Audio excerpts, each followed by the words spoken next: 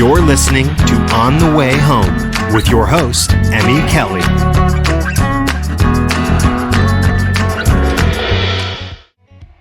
Hi to all our On the Way Home listeners.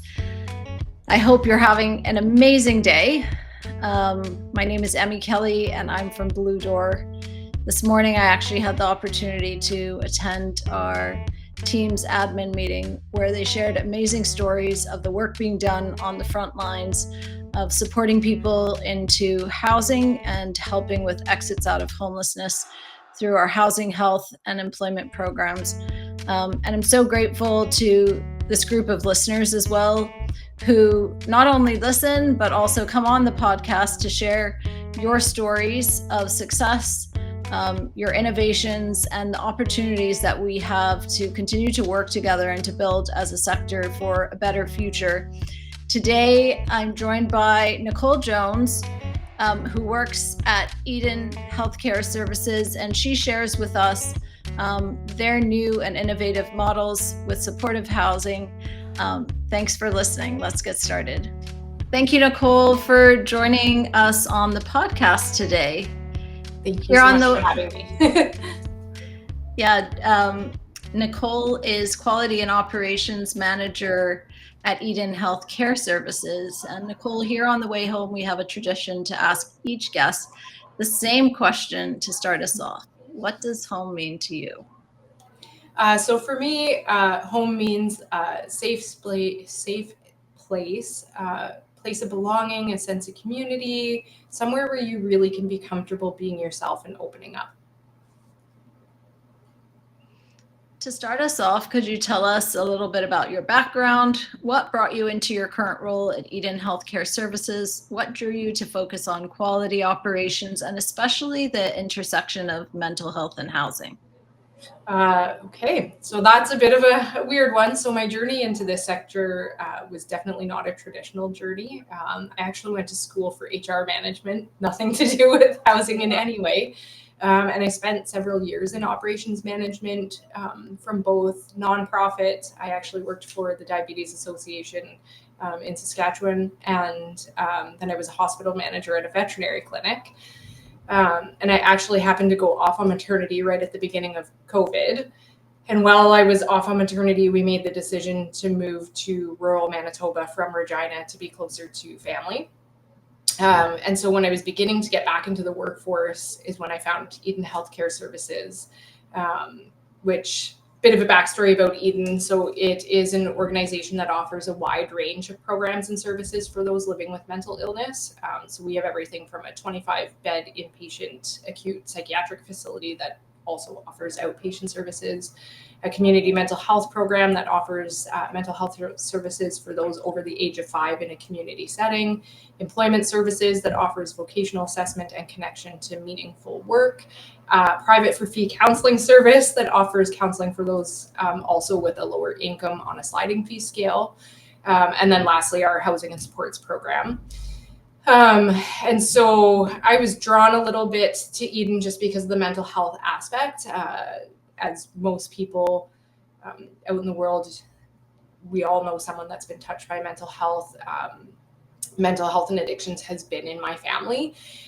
So it really spoke to me to work for an organization like that. And then for housing, especially. So I moved through a few different roles within Eden. I actually started as an executive assistant and then moved into a quality lead position to lead accreditation, and then moved into this quality and ops role, which deals with housing. I've helped out with housing in the past. But so housing really spoke to me. So we're rooted in the values of recovery, relationship, and respect. And we provide transitional and permanent housing for individuals, both without mental health needs and with mental health needs. So we provide rent geared to income and affordable housing, which I think is very important for those obviously with mental health needs, but even the unhoused population, because most of them can't go into a private market rental type situation. And so that was how my journey here became. That's amazing. Eden has taken a unique and integrated approach by combining mental health care with housing. Can you walk us through why you think this model is so critical, especially in the rural areas that you mentioned, like Winkler and Steinbeck? Sure. So this model of supportive housing is so integral for those that we serve, especially in rural communities where there is limited access or gaps in the mental health services. So combining housing with on-site mental health supports brings those services to those individuals where they live, and assist them in overcoming geographic and transportation barriers. So the integrated housing assists obviously in higher rates of housing stability, giving those with mental illness a safe, stable living environment that supports their mental health, where often in housing those individuals would struggle with stable housing due to stigma, isolation, or their functional challenges in their daily living.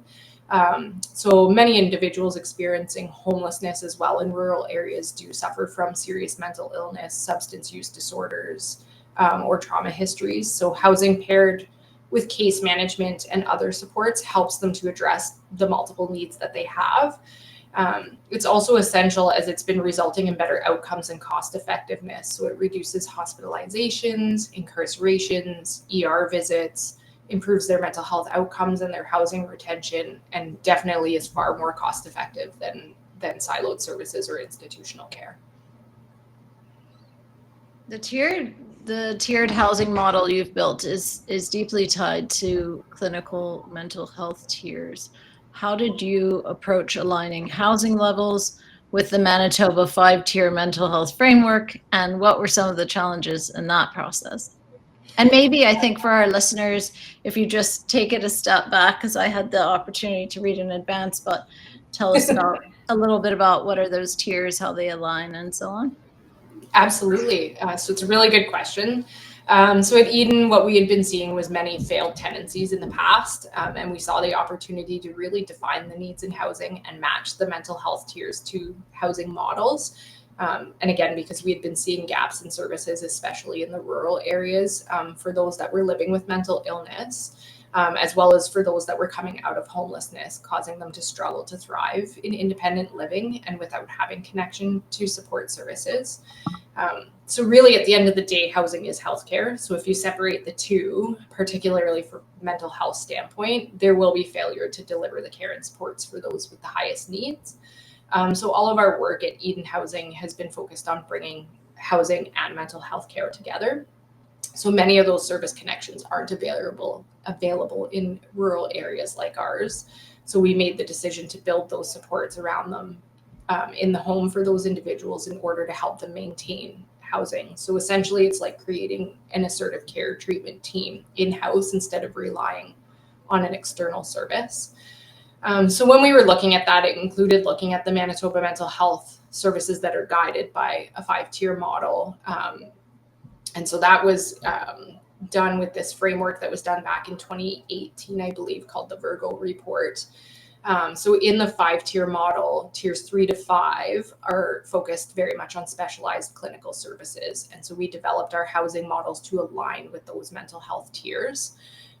So the way that we did that is, and the way we look at it is tier 1 is fully independent living. So no supports are needed or very little supports would be needed.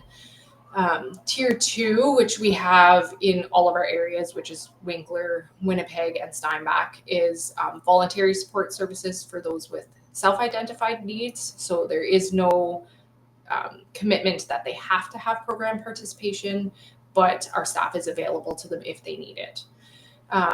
Tier 3, which we call our assertive care apartment, is offered currently in Winnipeg. And I did want to announce and got permission to announce this. We will be launching it in the fall in Winkler, which is a joint venture between Eden Healthcare Services and Central Station and Central Community Homes here in Winkler. Congrats. So this will be a 28 apartment building that we're very excited about. So Central Community Homes and Central Station will run the building, and then we'll be providing the support services inside that building.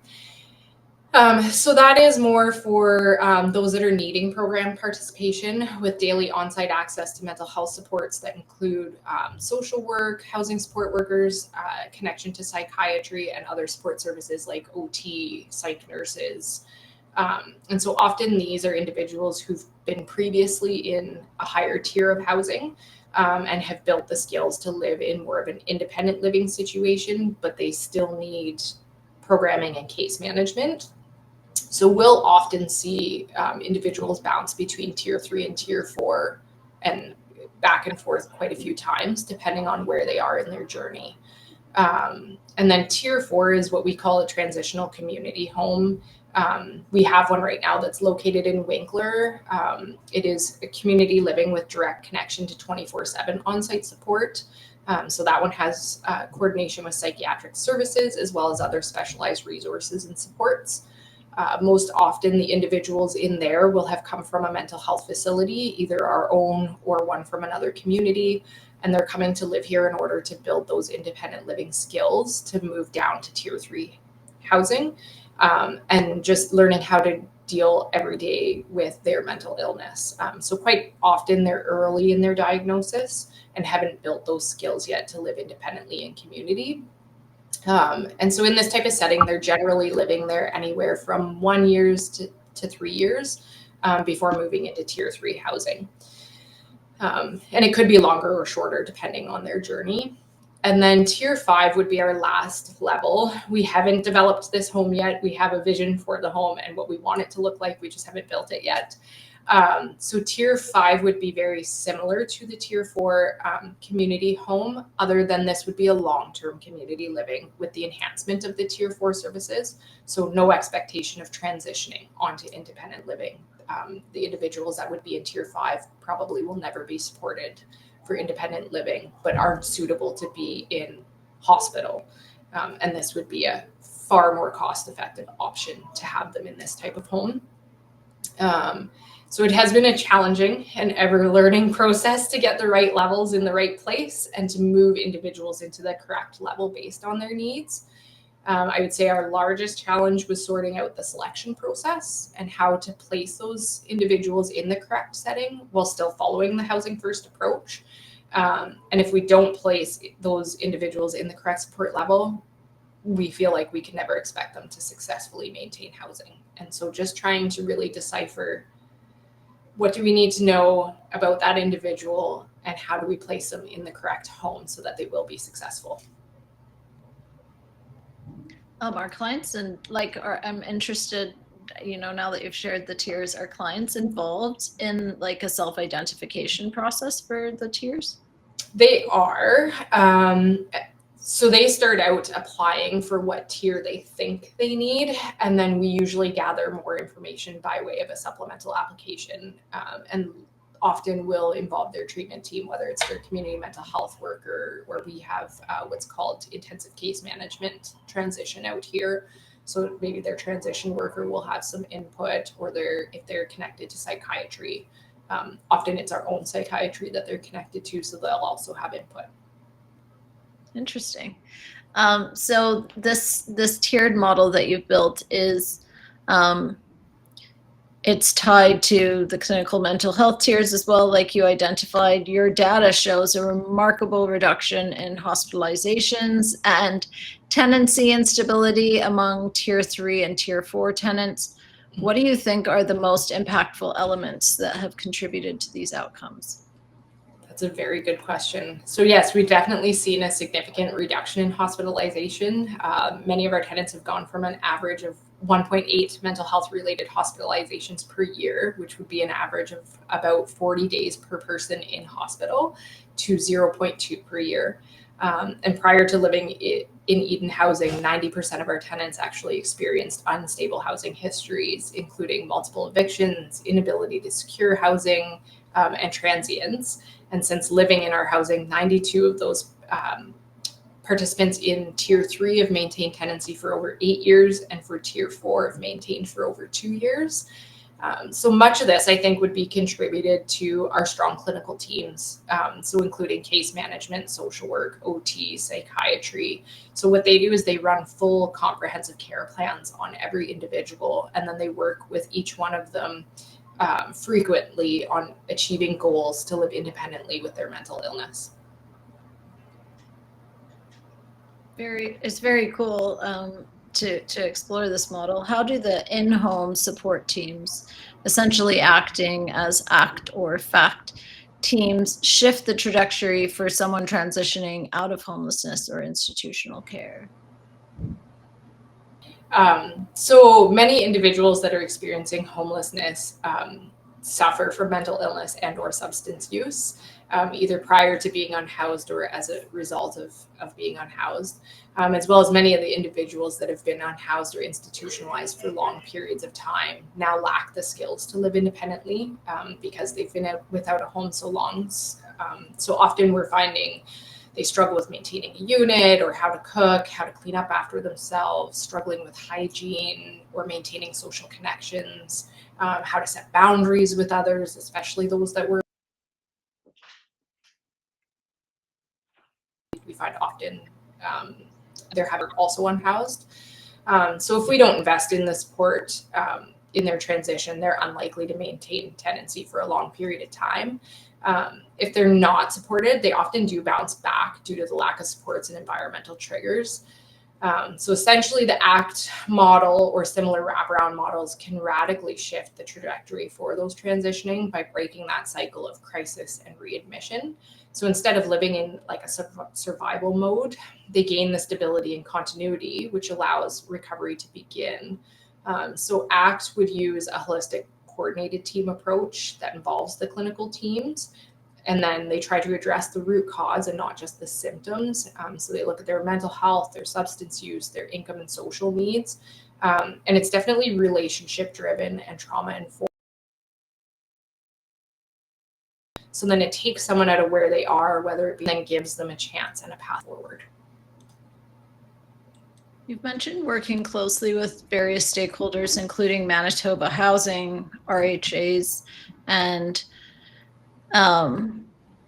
psychiatry. What does successful collaboration look like in this space? I mean, you've kind of shared what it looks like. What lessons maybe would you share with the listeners on what you've learned about building these cross-sector partnerships? So building cross-sector partnerships is essential to what we're trying to achieve, but definitely not always easy. These sectors often work in silos due to different priorities, funding streams, and cultures, but when done well, can obviously really create life-changing systems of care. So we've been very fortunate in Manitoba that when our new government stepped in, they had a realization that housing and healthcare are kind of one and the same. So they actually combined multiple departments to make one large department, which is now called the Department of Housing, Addictions, Homelessness, and Mental Health. So they are all one. So the biggest lesson, I think, for all of us is that we have the same end goal, which is keeping individuals housed and out of hospital. So we definitely needed to work at harmonizing our language in order to achieve that common goal, which is part of why we aligned our tiers. So our government actually made parts of that quite a bit easier by aligning funding opportunities and tying support services into any new housing funding models, which right now they actually have that combined model open in the portal that we can all apply for funding opportunities that way. So now we can design together from the ground up. We also worked really hard at involving all of our partners and stakeholders early on. So psychiatry is involved in the selection process for any of our programming participants that they'll be supporting. We involve any of our partner organizations in the selection process, and we have strong partnership agreements that define each key organization's role between the sectors that fosters collaboration, because without those partnership agreements, things can fall by the wayside for sure. In your experience, what are the biggest misconceptions people still have about combining housing and mental health support, and how do you work to change those narratives? So I would say probably the misconception about integrating the two, especially in rural communities, can fuel a lot of opposition, stigma. I mean, we all struggle with NIMBYism and lack of funding. So changing the narrative for us has been definitely involving and addressing those myths head on as they come up, and sometimes even prior to them coming up, giving out the facts, lived experience, and real clear messaging to the public about what we're trying to do and achieve in our housing. It sounds like such a successful model, and so I'm wondering, looking ahead, do you have interest to expand the model? What would your priorities be if you thought about expanding this model across the province? And what would you say other communities or organizations that want to other, our listeners or organizations that want to replicate this success? So our goal is definitely to continue to replicate the model across the province, building more of those buildings in the areas we're already located in, and then eventually going into some other areas that don't have our model. So either by building our own buildings or like what we're doing here in Winkler in the fall, where we're partnering with another organization that would like to see our services in their buildings through partnership agreements. So we don't necessarily need to run that building, but we want to provide our services to those that are feeling like they are having a struggle and they need those services on site. We all know that Canada is in a housing crisis. All the provinces and territories are faced with homelessness. So we truly believe that you won't be able to solve homelessness without investing in supports for those individuals that are coming out of being unhoused, especially without mental health and substance use supports. So I think my advice to anyone would be to advocate for those supports to be tied to housing in their area. And for anyone that wants to partner, we would partner with them in our province. So. And for anyone who's listening that may not work in healthcare or housing but want to make a difference, you mentioned advocating. What would that look like? What's one thing they can do to support mental health and housing stability in their own communities?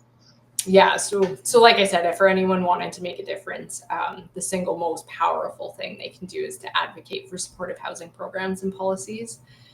Even one voice, if persistent enough, can influence city councils, school boards, churches, zoning boards, their provincial government. So this can be so powerful, I think, because many local decisions determine whether affordable housing gets built or blocked. And then provincial funding for mental health outreach and housing often comes down to local priorities and public attitude, which are shaped by what trusted community members say. So if people start to advocate and those community members start to speak up, they should be able to get these models of housing in their area. Awesome. How can people reach out to you if they want to learn more, or if you're open to communicating or sharing more? What's the best way to reach out? So for anyone interested in learning more about what we do or wanting ideas on putting this model maybe into their own organization or something similar to it, they can easily reach me by email. My email is nicole.jones@edenhealthcare.ca, or reach out to me on my LinkedIn, which is I'm Nicole Jones on LinkedIn. I would say those are probably the two best ways to reach me. Sounds simple enough. Thank you, Nicole. Thanks so much for coming on the show today and for sharing all of this with us and with our listeners. We do really appreciate it. At Blue Door, we do a similar type of work for the very most vulnerable in our community. So really appreciate you taking the time and sharing this very interesting approach. Thank you for coming on the show today. Thank you so much for having me.